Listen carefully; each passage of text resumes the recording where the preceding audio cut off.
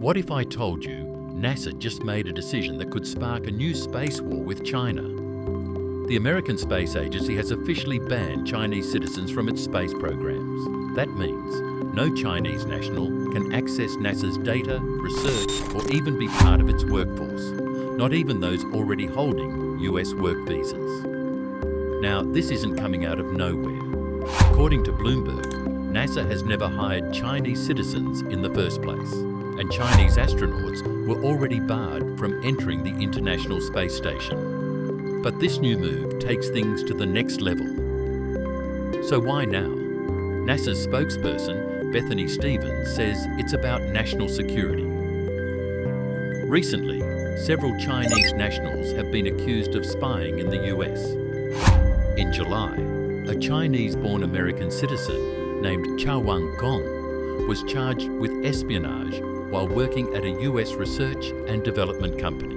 And since NASA collaborates with the US military on several projects, the fear of sensitive data being stolen became very real. But there's another layer here, the race for space dominance. Both the US and China are locked in a high-stakes competition to be the first to fully dominate the moon and beyond. China has been rapidly testing critical space technologies, abort systems, lunar landers, launch vehicles like the Long March 10 rocket, and more. Meanwhile, NASA is working on its Artemis program, which aims to land American astronauts back on the moon. Originally, Artemis II was scheduled for September 2025, but delays have already pushed it to April 2026. Artemis III, the mission that will actually put astronauts on the lunar surface, was supposed to happen by the end of 2026. Now, the target has shifted to mid-2027. China isn't slowing down either. Beyond the moon, Beijing is charging ahead with its Mars program. The Tianwen 3 mission is already planned with a bold promise. By 2031, China says it will bring Martian soil and rock samples back to Earth. Compare that to America's Mars sample return mission, which has hit budget cuts and even faces potential cancellation under the Trump administration.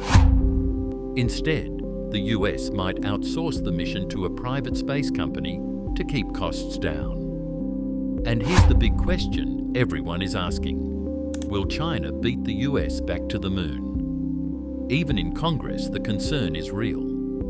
Senator Ted Cruz recently warned that if America's rivals surpass us in space capabilities, it could pose a massive threat to US security and leadership. So while NASA insists it will complete its missions on time, the pressure is mounting. Billions of dollars, global prestige, and national security are all on the line. This isn't just about science. It's about power, dominance, and who gets to call the shots in the final frontier. The US and China aren't just racing to the moon, they're racing for the future of space itself.